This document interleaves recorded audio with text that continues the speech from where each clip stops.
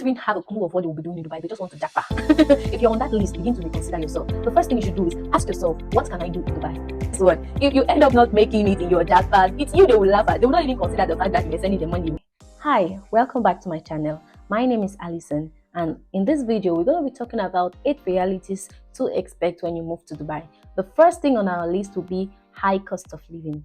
Dubai is a very expensive place to live if you don't have a good job. And when we talk about a good job, a job which pays you at least 5,000 and above, because even 5,000 is still kind of, below the range, because to get a good apartment in Dubai, it ranges between 3,000, 3,500 and above. So for you to be able to have a good cost of living in Dubai, you need to really be earning good. And most people in Dubai do not earn that good. Like most jobs that you would easily get in Dubai, the salary range is not always that good. And most people, like a higher majority or half of the population of Dubai, lives below 5,000 dirhams monthly salary pay. So most people find themselves living in partitions. And when we talk about partition in this situation, is like a room that is separated into 2 or into 3, depends on, or we can also call it shared apartment, but it's not entirely shared because there is a demarcation that shows you where your space starts and where your space ends. And some other people who are unable to afford this partition end up living in bed spaces. So the time you move to Dubai, expect to live in a bed space, which is our point number 2. Expect to live in a bed space for your first time moving in Dubai, especially if you don't have a family member or a relative that lives in Dubai and you didn't move to Dubai with enough money on you. That's why in my previous video I said, before moving to Dubai, make sure you have enough fun. By the way, getting an apartment in Dubai, you need to pay for at least 6 months or 3 months rent for a full apartment. Either way, you would have to be in a partition or in a bed space where the rent is paid monthly. So if you do not have that amount of money, especially as a newcomer, don't expect to go and live in a luxurious apartment because it's going to cost you. What your main focus should be as a beginner would be to get a job. So which means it doesn't really matter where you decide to live in. Most people mock at people in Dubai that they live in bed space, but when you know what you want in life, you won't mind because you're driving somewhere. So the third point on our list will be apply. There are a lot of scammers in Dubai, as we usually call them, where they would ask you for money to get you a job, and at the end of the day they end up running with your money or not providing the services that they promised you to offer. So to be on the safe side, I would say apply. For my 3 years plus I lived in Dubai, I have never paid any agent for a job. What I do is I apply online. Either I go to websites of schools or of companies and send my application on the career session, or there are other online websites or platforms where you can submit your application directly. So please do not give your money to any agent for a job, because most of them are scammers and they will end up not delivering the services. Next point on our list is upgrade your skills. This is one of the mistakes most people, I would say most people, especially those who come to Dubai without a real purpose of what they are coming to do in Dubai. Most people just leave their home country and just want to travel, and they don't really have a specific job they are going to apply for. They don't even have a clue of what they will be doing in Dubai. They just want to jackpot. If you're on that list, begin to reconsider yourself. The first thing you should do is ask yourself, what can I do in Dubai as a beginner? Because as a beginner, don't expect to suddenly get into Dubai and then get a high income job or high income paid job. It doesn't always happen that way. Yes, for some people who are very fortunate, they can find themselves getting into the UAE, and then within a short period of time they get a high income job. But that's the it's really scarce, especially for us Africans and some Asians. For the Europeans and the Americans, it's easy for them to get into the UAE and then get a well-paid job because, well, they mostly consider the passport. Don't tell anybody. Anyways, before moving to Dubai, make sure that you have a list of jobs that you can apply for and you can eventually deliver the skills. And once you get into UAE, let's say for example, you start a job as a cleaner, don't stay there for ages. Do not stay there for ages, because what most people do is when they come to the UAE, they get a job as a cleaner. They will just stay there for years upon years, no upgrade, no changes. So what I would advise anyone in that kind of position, if you're listening to me right now and you're still in that stage, please get a course you can do to upgrade yourself.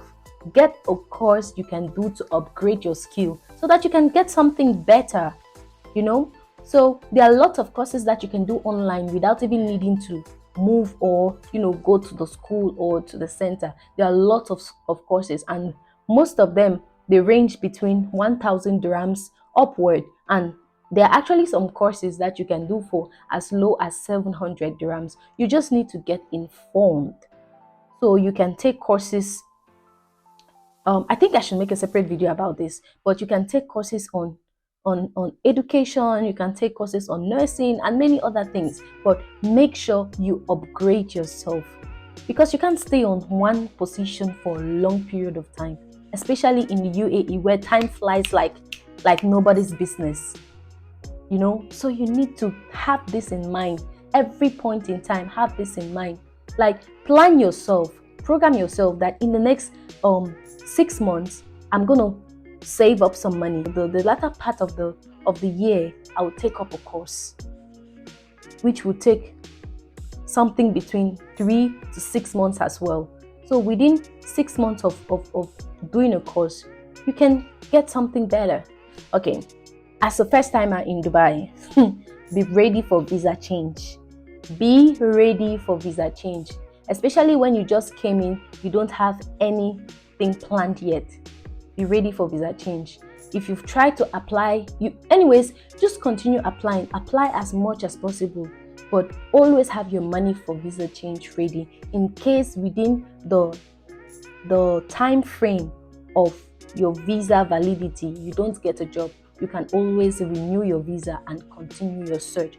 Failing to not do so, you may end up being in an illegal position in the UAE. And if you find yourself being in an illegal position, it will be really challenging for you to survive, because you will be restricted in many different ways. So yes, make sure you have some money aside, to apply for visa change if the need arises.